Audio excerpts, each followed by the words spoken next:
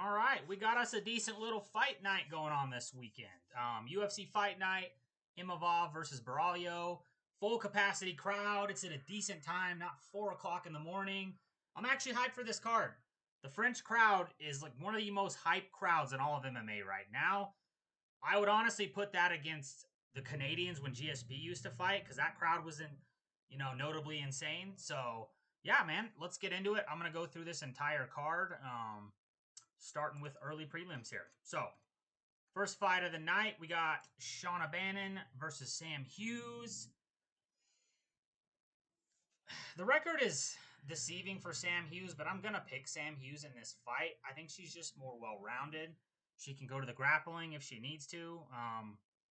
We saw her do that with that Russian chick. God, I can't remember what her name is. She was undefeated 8-0 when she fought Sam Hughes. Sam used the grappling to edge a decision for herself. Dude, Shauna Bannon just spams side kicks literally every 10 seconds. That's all she does. There's not much skill going on there. She did submit. I think it was her last fight. She was losing almost the entire fight on the feet. I think she got dropped in the third. And then like when the girl went in to finish her, she caught her in an armbar. I think it was super lucky, but it was pretty clutch, so credit to her. That was cool to see.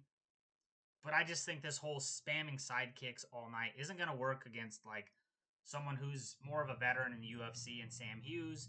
Sam Hughes is going to lean on the grappling, and I think she's just going to get a decision here, right?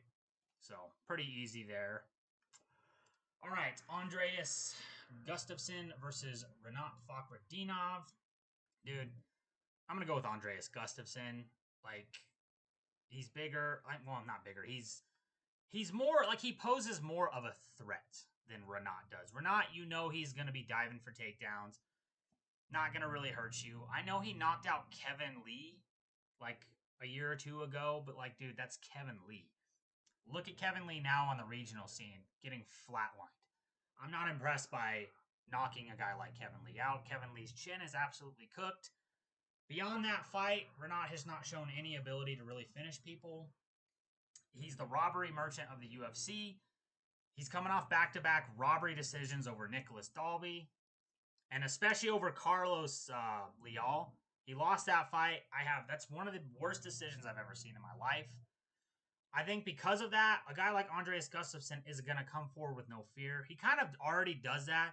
He marauds forward. He walks guys down. He puts hands on them, right? So I think that's going to happen in this fight. He's going to walk Rinat down, put hands on him. Rinat's a pretty durable guy who's able to avoid like getting, knocked out or submitted. So I think Andreas just gets a decision over here. I think he just outlands him on the feet. I don't think the grappling is going to be that much of an X factor for Rinat in this one. It hasn't been in his last two fights with guys like Dalby and Carlos Leal. They were able to kind of shuck most of the takedowns off. And yeah, I think it's going to be the same here. I think Andreas Gustafsson is going to do well with the grappling defense and outland him on the feet for a decision. Brad Tavares versus Robert Bryczek. I'm going to go with Brad Tavares here on just experience, man. Like, he's damn near impossible to take down, right? He's got huge, stocky legs. He's real good at digging his feet into the side of the cage when people shoot on him. Almost everybody who's ever fought Brad Tavares has had a hard time taking him down. He's good on the feet. He's got good crispy combinations. Underrated leg kicks. And I think, again, this is going to be another decision. He's going to outpoint Robert Bryczek. Robert Bryczek isn't going to be able to land takedowns. He's going to be stuck out on an island at range with Brad Tavares all night. He's going to get his legs chopped. And yeah, I think it's going to be another decision here for Brad Tavares. Okay, Sam Patterson, Trey Waters. Dude, like the first thing that came to my mind when I pulled this picture up is like, dude, these guys have spider legs. these guys are the Sean Woodsons of the welterweight division. Seriously. 6'5", 6'3". Dude, honestly, both guys are pretty evenly matched in the striking. I'm going to lean Sam Patterson, though, for the grappling. I think he's going to have a clear edge in the grappling. Obviously, Waters is good. on the feet, right? But Sam Patterson, I think he's able to get him down. Probably get him submitted by round. I'm going to go round 2. I think he finds a way to submit Trey, take Trey Waters down, submit him in round 2 there. Okay, so this fight here. Why can I not pull that up? Can I pull this one up? Okay. Apparently, they don't want me to view the stats in this fight. Okay, well, this fight was originally supposed to be Fernandes versus Fakhredtinov. I was actually pumped about that fight, dude. I thought that had fight of the night written all over it. Got Harry Hardwick stepping in. Harry Hardwick's a champ on the regional scene. I was doing some research on this guy. I've seen him. Like, I honestly think this could be a pretty good fight in place of that ZM fight. It is a little tricky, though. Like, I was watching Harry Hardwick, and it's like, dude, I feel like this guy is like, he reminds me of, like, the Diaz brothers in a way, right? He doesn't hit that hard, but he's, like, constant pressure, throwing, you know, like, little pitter-patter shots, but, like, they wear their opponents down. And he has, like, a really good grappling game, right? Grappling and submission game. Like, he just reminds me a lot of the Diaz brothers, man.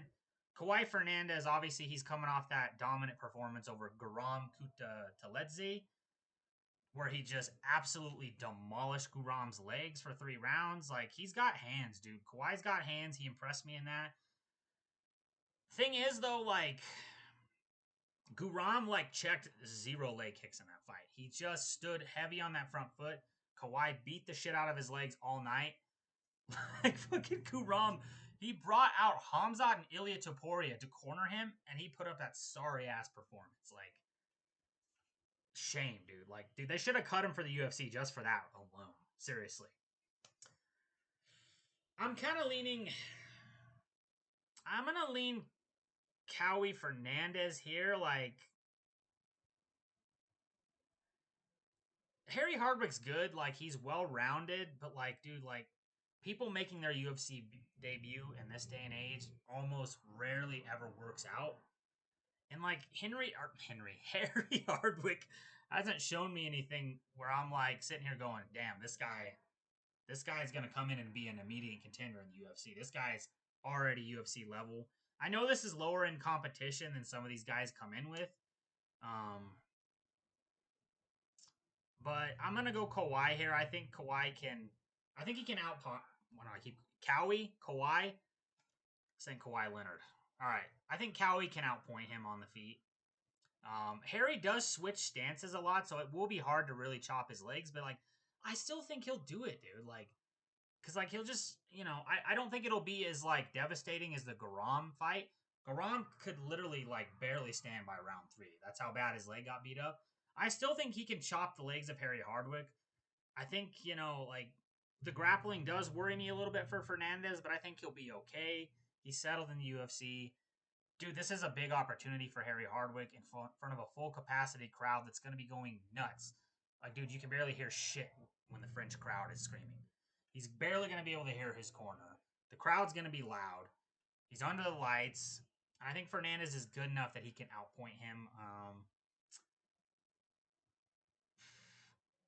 And the thing is, like, Harry Hardwick, like, I've seen him dropped with body kicks. I've seen him, like, clipped before. He is hittable. I don't think Kaue Fernandes finishes him, though. I think he's good enough with his stance switching, threatening the grappling to stay alive for the 3 rounds. So I'll go Kaue, outpointing him by decision. I don't think it'll be a boring fight. I actually think it'll be a pretty good fight. I just think Harry's going to have a hard time taking Kaue down. Not Kaue. Kaue Fernandes. All right, Marcin Tybura versus Ante Delija. So I was watching some of Ante Delija's fights. His record isn't fucking 17-3, dude. His record's 25-6. What are we doing, UFC? Come on. Have some respect. Have some respect for these guys. He's 25-6. Ante Delija, he's got wins over Renan Fajeda. Some other note, Jorgen De Castro, that was a guy who, I mean, he did beat Junior Dos Santos in Eagle FC. Don't ask me how I know that. Eagle FC was underrated. Side note, Eagle FC was underrated. Khabib's old promotion had some good fights. But he's got some big wins on the regional circuit. He has over 30 professional fights, dude. He trains with Mirko Krokop. Like, dude, this guy is a tank. And that's why I'm going to pick him here for the upset. Look, I know Marcin Tybura has been in the UFC a long time. He's a seasoned vet. He's got a lot of good underrated wins, right? Top 10 guy in the debut is tough for most guys. I think Delija's been at it a while. He's got a lot of fucking pro fights, dude. He's a tank. He's like, and he's defensively responsible. Like, he's always on the front foot. He's always walking people down. He hits hard. He's got solid world-class judo. And again, like, a big reason I'm picking him is because this is the heavyweight division. Like, everybody outside, like, the top 6 guys are all blobs. Delija's not a blob. He's in good shape. He's muscled up. He hits hard. He can grapple. World-class judo. He's got experience. Wins over Renan Fajeda. Former PFL champ here. Like, I like him to get the upset here. I think he can put Marcin Tybura away. I'm going to go round 2 TKO for Ante Delija here. I think he's going to get it done, man. Like, dude, in the heavyweight division, if you're just, like, in shape, you can beat out the majority of the guys in the rankings of the heavyweight division. Like, if you, like, have decent grappling defense, you're an athletic guy, you're in shape, you can beat most of these blobs. Because everybody outside the top 6 is a blob. So, I got Ante Delija, round 2 TKO, pulling off the upset in his debut, breaking into the top 10 right off the bat. All right, Oumar Sy, Brendson Ribeiro. I like Oumar Sy to get this one done.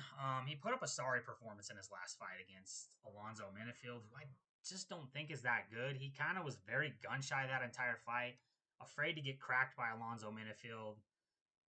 You know, so, I mean, he put up a stinker performance. Brendson Ribeiro, I just don't think he's obviously not on that ranked level of an Alonzo Minifield. Yeah, he can hit hard. He can crack if you're not careful. But, like, he doesn't really finish people, right? I think both his wins are by split decision and unanimous decision. I think Oumar Sy is a level above him. 2-inch reach advantage here. 1-inch height advantage. I think he's more well-rounded. I think he can grapple here. I think he can outpoint him on the feet. I just think he's too gun-shy, man. So I'm still going to go decision on this one. Even though it's the heavier guys, typically I pick finishes on these heavier fights. But Oumar Sy, dude, like, I feel like most of his, like, UFC career, like, which hasn't been very long, by the way, but, like, most of it's, like, very tentative, very just slow, methodical, almost too slow and methodical. That's what cost him in the Minifield fight, right? But I think he gets this one done. I don't think Brendson Ribeiro is that good. I think Oumar Sy, should be able to easily win this. All right, William Gomis versus Robert Ruchala. I'm going to go with William Gomis.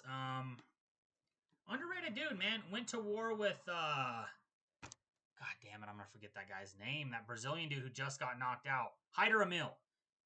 Went to war with Hyder Emil. It was a close fight. Competitive fight that he lost by decision. He's underrated, dude. Well-rounded guy. Good on the feet, good on the ground.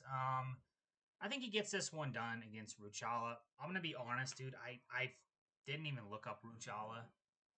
It slipped my mind. Look, like, debutants at the lower weight classes never do very good. Heavyweights, light heavyweights, they typically can. I mean, look at Rizvan Kuniev against Curtis Blades. But, like, I'm not going to pick him in this one. William Gomis is pretty seasoned in the UFC at this point. He's a high-level dude. He's good on the feet. He's good on the ground. I mean, I can't pick this guy, Ruchala, in good conscience when guys like Patchy Mix are losing, Aaron Pico, Patricio Pitbull. Now, I know this isn't a ranked fight, but I think Gomis gets this one by decision. Okay, Patricio Pitbull versus Losene Keita. I'm going to be honest. When I first saw this, I was like, Losene Keita? Who the fuck is that? Dude, this guy is pure violence. Keita is violent, dude. He's always coming forward. He's always landing bombs. He's got heavy hands. he's got underrated takedown defense, dude. Like, and I know that Pitbull is going to be trying to do that. Pitbull is going to be trying to take this guy down. There is no way Pitbull is not going to be diving takedowns on this guy unless he's stupid. Seriously, like Keita is violent. He puts guys away. I am a little bit concerned going into later rounds, like 2, 3. I think he'll be fine in this one. I do. I'm going to go with Keita by upset, dude. I think he puts Patricio away. I'm going to go round 3. I know Patricio is crafty. He's been around the game for a long time. But I think he's going to get lit up on the feet. He's going to get clipped. Keita hits like a truck, dude. This guy is violent. He's always moving forward. It's hard to land takedowns when you're constantly on the back foot. He's going to see him coming. He's going to sprawl like he has in his other fights. And I think eventually he's going to put Pitbull away. Big upset for Losene Keita here. Yeah, TKO round 3. All right, Axel Sola, Rhys Mckee. I looked up some of Axel Sola's highlights on the regional scene, and there's just nothing that leads me to believe that like he's gonna beat Rhys Mckee. Now I know Rhys Mckee's only won one fight in the UFC. He lost to Alex Morono. Dude. But again, like Axel Sola just doesn't pose any threat to him. I don't believe, right? Like he's okay on the feet. His grappling is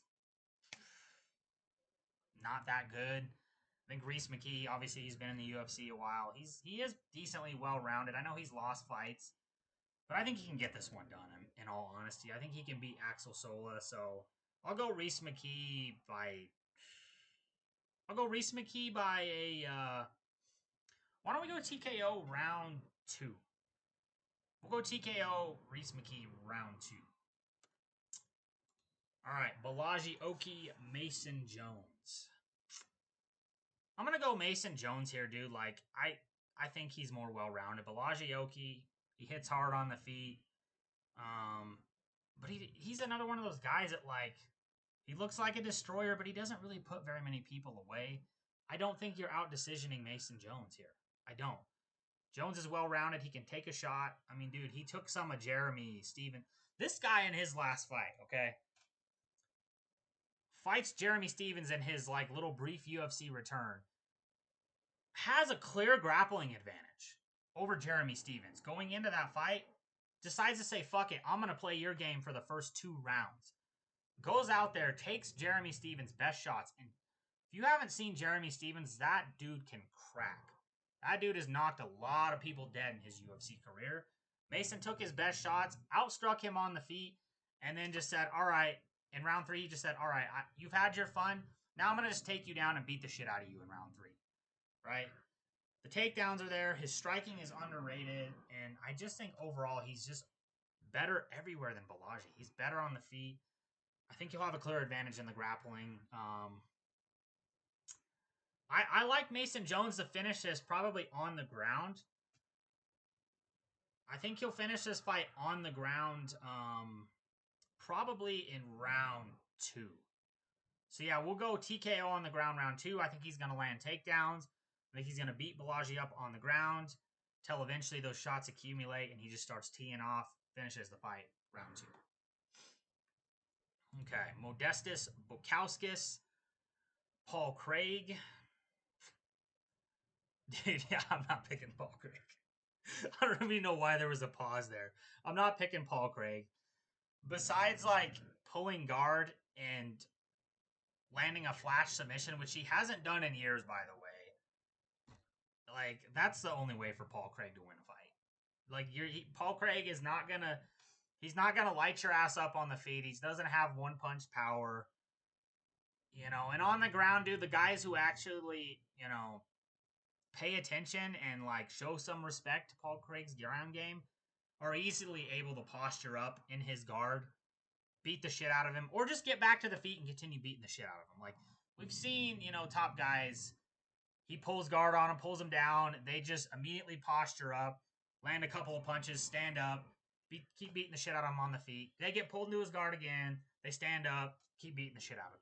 I think that's going to happen here. I think Modestas, I think he's going to try to pull guard on Modestas, because that's all Paul Craig has. It's all he has. I actually think Modestas is going to finish him, dude. Like, I think Paul is going to do what Paul does, man. He's going to go on there. He's going to go in there.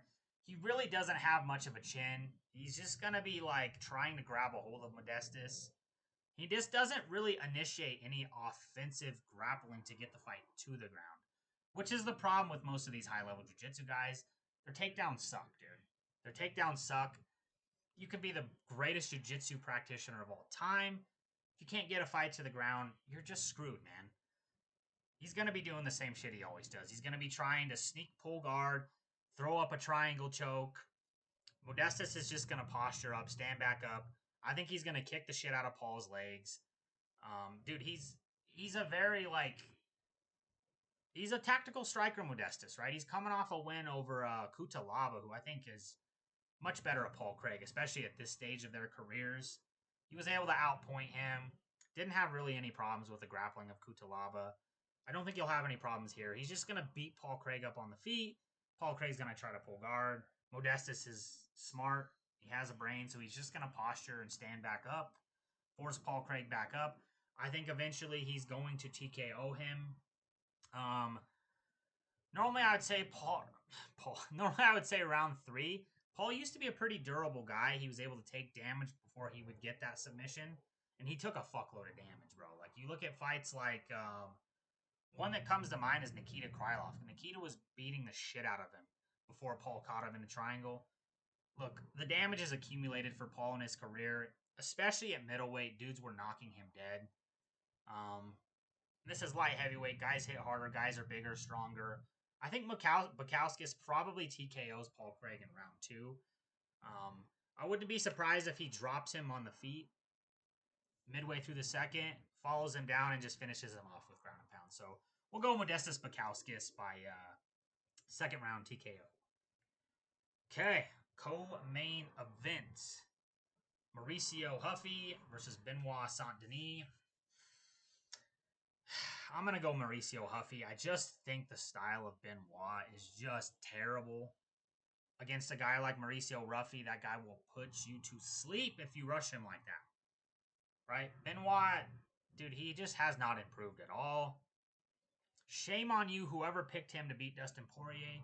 Shame on you guys. Shame on you. What the hell were you thinking? I knew from day one that this guy was not that good.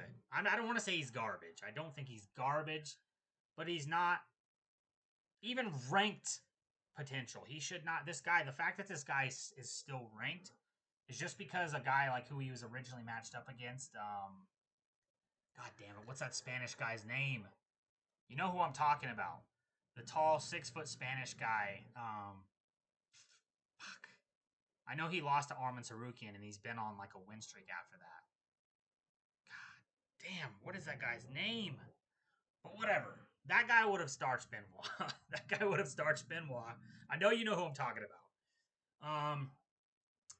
Benoit's cardio is garbage. Like, I think in this fight, unless he truly is just a dumb human being, he's gonna try to force the issue with grappling against Huffy. Dude, Huffy has 100% takedown defense so far in his career. Now, I know this is a step up in competition for him. I do. But, like, to think that Benoit is going to be able to come forward and pose his grappling for 3 rounds straight, especially with the lack of defense he has on the feet against a guy like Huffy, who's dynamic, who's like the Brazilian Conor, light on his feet. It's weird, though, because I do think Huffy's hittable, but not in this fight, dude. Benoit's not going to be the guy to capitalize on him with the hands down. I know he's dynamic. I know he's able to get out of the way of shots. But, like, I don't like how he keeps his hands down like old school karate Conor, right? But I just think it's too much to ask to think Benoit is just going to impose his grappling for 3 rounds straight without getting clipped. I think Mauricio Huffy is going to knock him out. Probably round 2, dude. With the aggression of Benoit, with the lack of defense on the feet, he keeps his chin in the air. Murad's forward. Like, he truly believes he's just like could run through a brick wall. Like, this guy truly believes it. He does. You know he does. He's going to be coming forward. I do think he's going to try to force the issue with the grappling. I think Huffy has incredible takedown defense. I think he's going to shuck off most of those takedowns. If he does get taken down, I wouldn't be surprised if Huffy maybe drops the first round. But, I mean, dude, like, you give this guy 15 minutes against a guy like Benoit with that lack of defense on the feet, he's going to put him away eventually. I like Mauricio Huffy to probably get the knockout round 2. And I'm not talking about TKO. I'm talking about out cold. Out cold. Benoit's susceptible now. Dustin Poirier knocked him out. I think Huffy's a better striker than Poirier. He's going to knock Benoit clean out round 2. Okay, main events. Nasruddin Imavov, Caio Borralho, potential title eliminator on the line here. This is a good fight, man. Like, this is a good fight, but, like, I don't know, man. I do wonder what Caio Borralho is doing here, right? His best wins over Cannonier. Before Cannonier, it was Paul Craig. That's 2 notable wins. I know he did beat Abus Magomedov. That's a good win. That's a good win. Dude, I just think Nasruddin Imavov is gonna smoke this dude. I really do. And that's no disrespect to Caio Borralho. I think Nasruddin Imavov is going to fucking annihilate this guy. I do.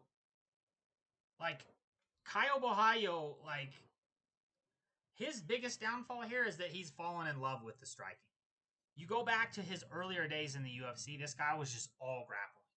He's got incredible control on the ground, dude. Like, he gets a takedown, he'll get on your back, you're not getting him off for the rest of the round, dude. Like, he would get these guys down, and he would just get the body lock and just hold them. And just pop shot him. He was like Aljamain Sterling. Like, they should call this guy the backpack. Right? He's the middleweight backpack. Or he was, not really anymore. And, like, maybe if he was a lot more aggressive, this might be a more interesting fight. I would still favor Imavov. He's got good defensive grappling. But you know Borralho's probably not going to shoot very many takedowns until it's too late. Like, you know the first 2-3 rounds, this guy's probably not shooting takedowns. He's fallen in love with the striking. I know he pieced up Cannonier in his last fight. He looked good on the feet. He knocked out Paul Craig. That's to his detriment, though, dude, because he's fallen in love with the striking, and you're not outstriking this dude, Imavov. Imavov is patient. He's a sniper. You cannot make mistakes against this guy. He will get you out of there quick, right? And Imavov is that kind of guy. He never fucking loses just that killer mentality. Like, a round could completely not go his way. He doesn't give a shit. He's going to keep trying to snipe you out of there. I think there's going to be a clear advantage on the feet. He's better. He's patient. He's going to be waiting for Caio to make a mistake. First round's probably going to be feeling out for him. He does typically start slow. So he's going to be feeling it out. It's probably going to be a pretty close first round. Later the fight goes, he's going to start hurting Borralho. Because Borralho's naturally going to slow down a little bit as the fight progresses. He's going to start making mistakes. I promise you this guy's going to make a mistake. You look at the striking, like, he does throw heavy. He does throw heavy punches. You can't do that against a guy like Imavov. You can't throw crazy wild shots, right? He's decent on the feet, not against Imavov. Imavov is going to be waiting to snipe all freaking night. I do think Borralho, and again, unless he's a dumb human, is probably going to try to initiate some grappling late. Probably round 3, round 4. But by then, I think it's going to be slow enough. Imavov is going to be able to shrug off the takedowns. I do think if he initiated grappling early, it would be interesting. Because we saw, like, Brendan Allen come out and get an early first-round takedown against Imavov and kind of control him for the rest of round 1. But it's like, I just can't pick anybody. Like, I can't see him losing this, dude. Like, he never loses heart, right? He never, like, loses his shit in a fight. He came out, he lost the fight. He lost the first round with Brendan Allen. Didn't give a shit. Round 2 started, it was like nothing happened, dude. He's like, he has a short memory, if that makes sense. Like, things can go bad. He doesn't care. He's going to brush it off his shoulder and get back to work. Get back to trying to snipe you out of there, right? And the same thing with the Cannonier fight, right? Like, Cannonier was winning a lot of those exchanges. I think Cannonier was winning the fight, but Imavov, dude, as soon as he started figuring out the range on the feet, he started piecing Cannonier up, started hurting him. Obviously, the TKO was questionable, But again, he was hurting Cannonier, and it probably was going to end in a stoppage sooner, sooner or later, right? I think Imavov, it's going to be similar in here. I think Kyle can keep it decently competitive early. Like round one's going to be feeling out. Round two, I don't know. I mean, it might be sort of even as well. Kyle's skilled, dude. He's a skilled guy. I think once you get into round three and beyond, I think shit's going to start to change. I think Nasruddin is going to have to start to figure him out. He's going to start to hurt him on the feet. And he's an absolute sniper, dude. Once he starts hurting you, forcing you into desperate positions on the feet, you start making mistakes, that's when he gets you out of there, dude. That's when he gets you out of there, right? I mean, look, the TKO over Izzy, TKO over Cannonier, destroys Brennan Allen, who was a really good grappler in his own right. I think he finishes probably round 4, right? I think first couple rounds might be pretty evenly matched. He's going to start to figure Bahalio out. He's going to start to hurt him on the feet. Bahalio might try to shoot, might try to initiate the grappling.